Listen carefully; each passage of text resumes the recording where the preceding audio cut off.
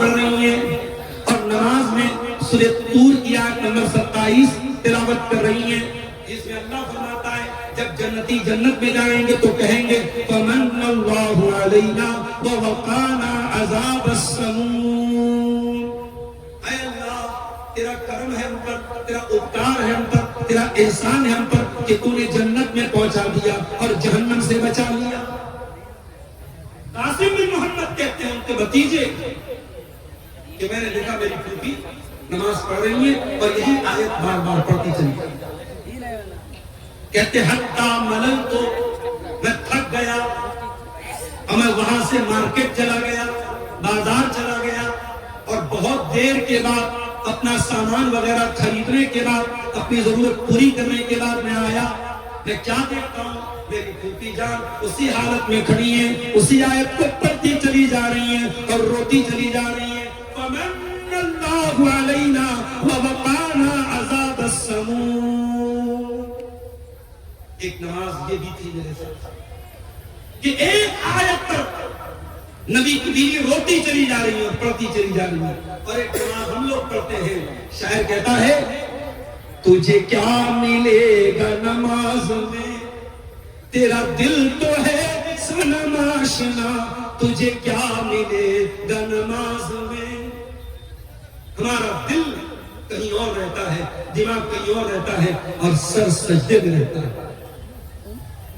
ہوتی ہے نمازیں اب بھی تو دنیا کی نگاہوں میں، لیکن ہوتی ہے نمازیں اب بھی تو دنیا کی نگاہوں میں، لیکن ایک سر کو جھکانا یاد رہا، ایک سر کو جھکانا یاد رہا، سجدے کی حقیقت بھول گئے، ایمان کی دولت کھو بیٹھے، اسلام کی عظمت بھول گئے۔ تو نماز پڑھنا ہے اور آگے بڑھنا۔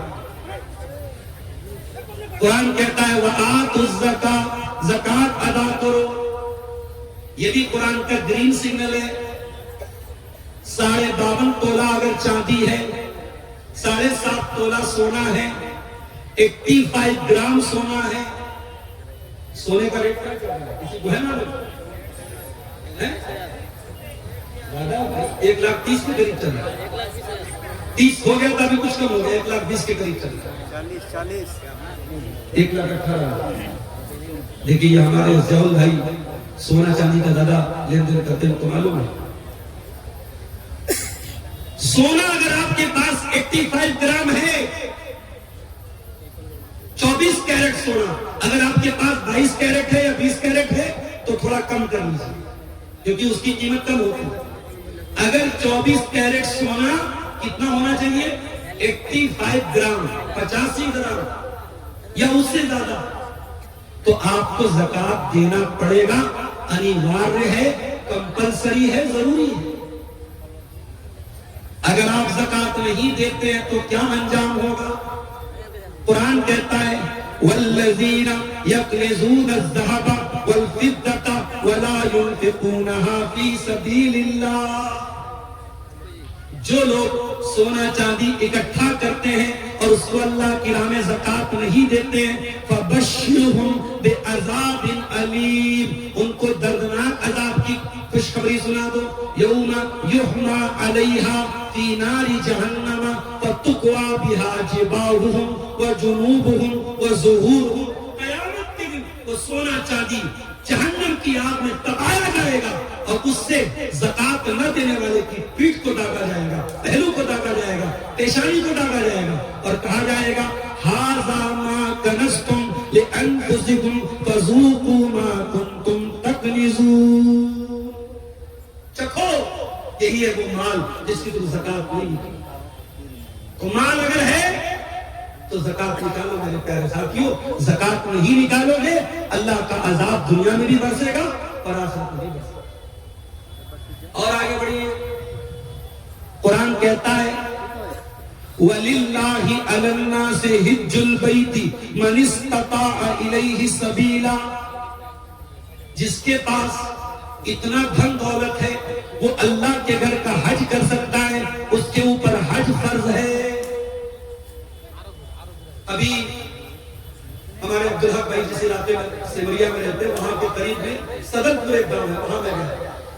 ایک حاجی صاحب مجھ کو ملے، ان کا بیٹا بنگلور میں کام کرتا ہے، اچھا پیسہ کماتا ہے.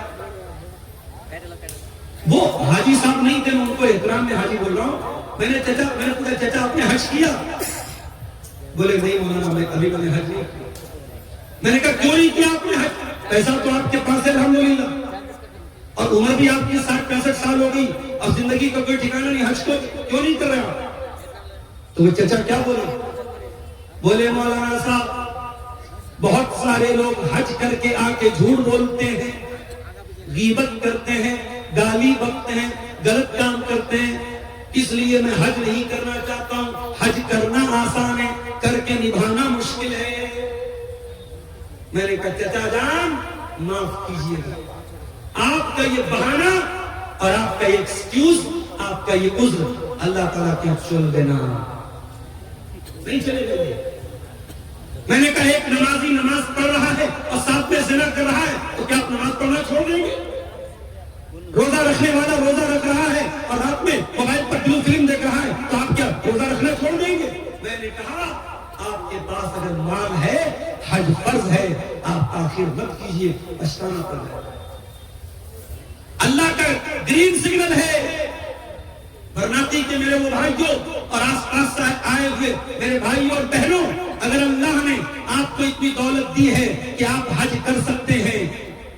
آج کل ایک آدمی کے حج پہ تقریباً 4 لاکھ روپے خرچ آ رہے ہیں، یعنی اگر میاں بیوی حج کرنے جا رہے ہیں 8 لاکھ روپے چاہیے. اگر آپ کو اللہ نے اتنا نوازا ہے کہ آپ اپنے بال بچوں کو کھلا کے پلا کے آپ 8 لاکھ روپے آسانی سے انتظام کر کے حج کر سکتے ہیں تو حج فرض ہے. آپ دیر نہ کیجئے، آپ تاخیر نہ کیجئے، آپ جلدی کیجئے، موت کا کوئی بھروسہ نہیں ہے. تو یہ شریعت کا گرین سگنل ہے. نماز کا ٹائم ہوا نماز پڑھو، رمضان کا مہینہ آئے اور روزہ رکھو، مال کے اوپر زکات فرض ہے زکات دو، حج کرنے کی طاقت ہے حج کرو. ایک اور گرین سگنل بتاتا ہوں شریعت. آپ ایمان لائے، مسلمان ہیں آپ، اب اس اسلام پر قائم بھی رہنا ہے، اسلام کو چھوڑنا نہیں.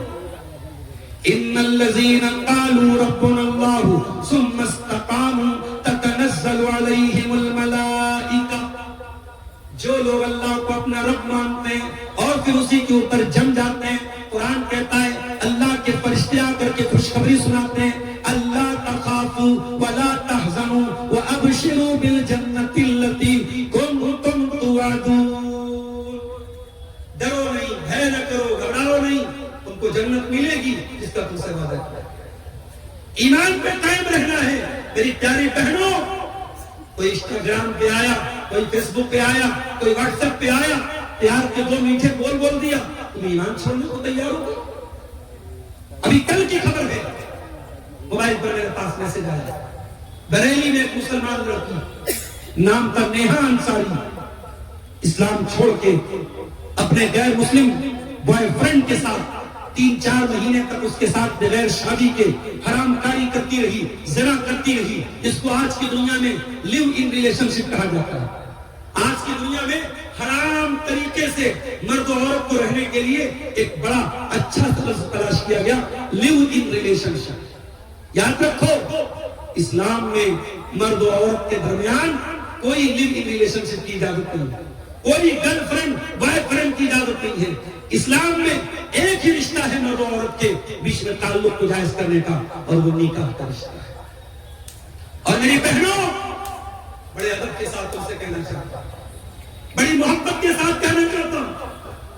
میں کبھی کبھی جلسوں میں جاتا ہوں تو پتہ لگا جلسے میں کوئی لڑکی کسی لڑکے کے ساتھ بھاگ گئی. افسوس ہوتا ہے، درد ہوتا ہے، تکلیف ہوتی ہے کہ دینی پروگرام ہے، جلسہ ہے اور وہاں یہ حرکتیں ہو رہی ہیں. میں بڑے صاف الفاظ میں اپنی جوان بہنوں سے کہنا چاہتا ہوں، جو لڑکا تم سے محبت کا اقرار کر رہا ہے، انسٹاگرام پہ تم کو میسج بھیج رہا ہے، واٹس ایپ پہ میسج بھیج رہا ہے، فیس بک پہ میسج بھیج رہا ہے، اگر وہ تم سے سچا پیار کرتا ہے تو وہ زنا کر کے تم کو جہنم میں لے کے نہیں جائے گا، وہ نکاح کر کے جنت کا ہم سفر بنائے گا. تم نوکرانی نہیں ہو، تم مہارانی ہو، اور مہارانی سے ملنے کے لیے مہارانی کے پیے سے ملنا پڑتا ہے، مہارانی کے گھاٹ سے ملنا پڑتا ہے. اسلام کی نظر میں عورت مہارانی ہے اور مہارانی کا پیے کون ہے؟ اس کا باپ ہے، اس کا بھائی ہے، اس کا گارجین ہے. آپ سے اگر کوئی لڑکا یہ اقرار کر رہا ہے کہ میں تم سے بہت محبت کرتا ہوں تو پراپر چینل سے آؤ، صحیح راستے سے آؤ، میرے والد کے ذریعے نکاح کا پیغام بھیجو. میرے والد تیار ہیں، میرے گارجین تیار ہیں، میں نکاح کر کے حلال رشتے میں تیرے ساتھ آؤں گی، میں زنا کر کے حرام راستے سے تیرے پاس آ کے جہنم میں تیرے ساتھ نہیں ہوں. یہ طے کر لو میری بہن، اور یہ بات یاد رکھو، شیطان کا پرانا فارمولا ہے، خراب مال کو اچھی پیکنگ میں پیک کر کے شیطان پیش کرتا ہے. ہمارے باپ آدم اور ہماری ماں حوا کو جب شیطان نے بہکایا تو یہ کہہ کے نہیں بہکایا کہ پیڑ کھا لو جنت سے نکل جاؤ گا.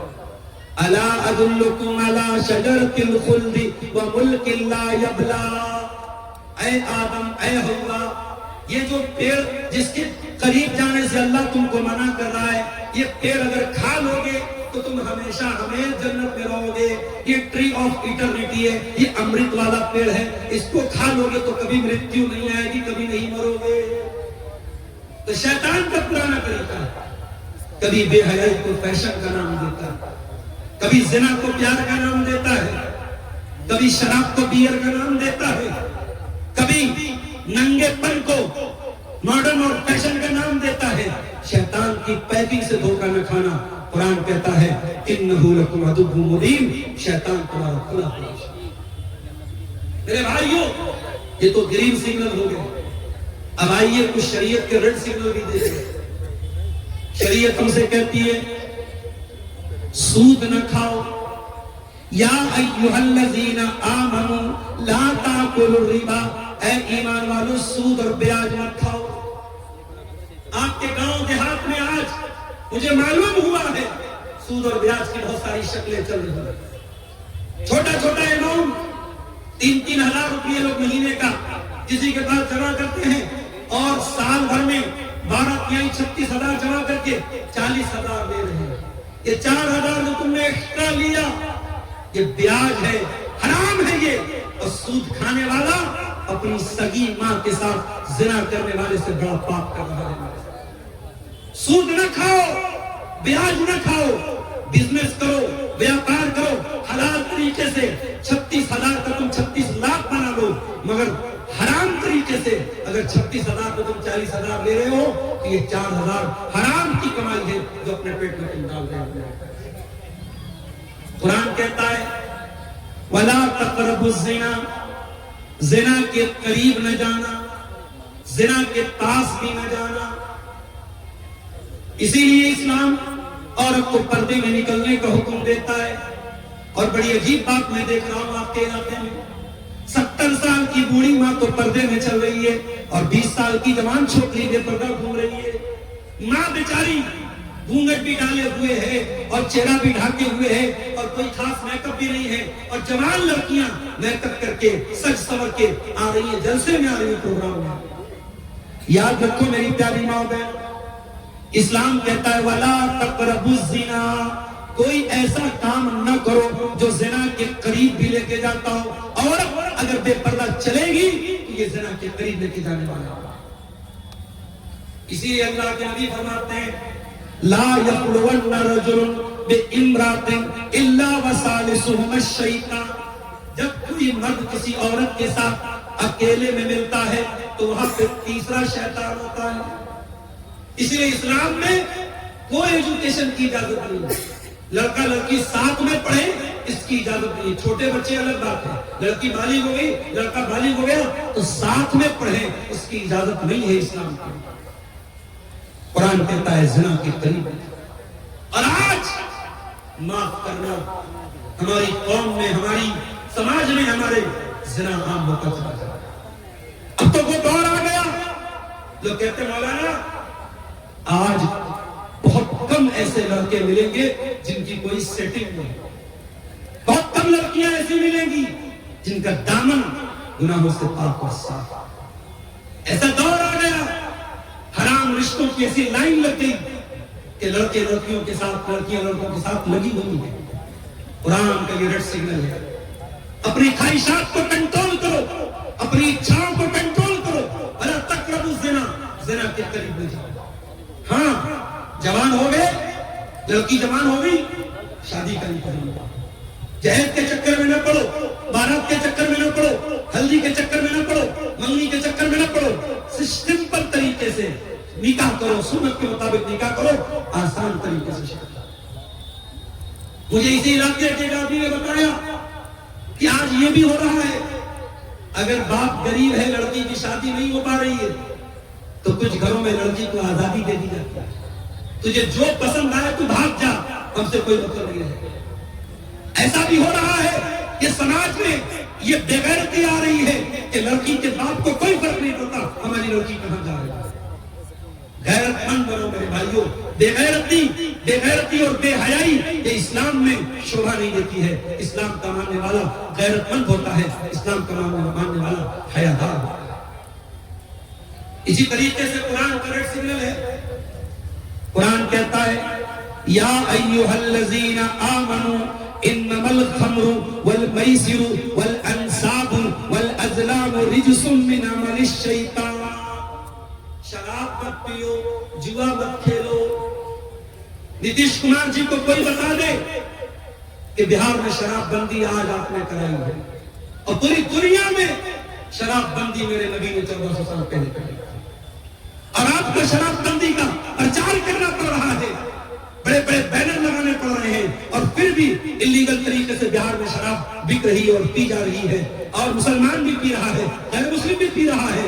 مگر میرے نبی نے جب شراب کو حرام کیا تھا، میرے نبی نے جب شراب کو حرام کیا تھا، کوئی بینر نہیں لگا، کوئی لاؤڈ اسپیکر لے کے گھوما نہیں گیا، کوئی ایڈورٹائزمنٹ نہیں ہوا، قرآن کی آیت نبی نے پڑھ کے سنا دی، قرآن کی آیت نبی نے پڑھ کے سنا دی، شراب حرام ہے، اور صحابہ نے اپنے برتنوں تک کو گھر سے نکال دیا، اور شراب کی ندیاں مدینہ کے اندر گلیوں میں پانی کی طرح شراب بہنے لگی، صحابہ نے اپنے گھر سے شراب نکالا۔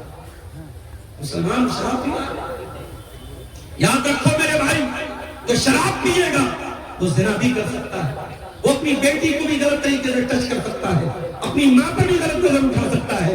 اس لیے شراب کو الخبائث کہا گیا، تمام برائیوں کی جڑ کہا گیا۔ اس لیے قرآن کا یہ ریڈ سگنل ہے، شراب مت پیو، شراب کے قریب مت جاؤ، اگر کامیاب ہونا ہے تو شراب مت پیو۔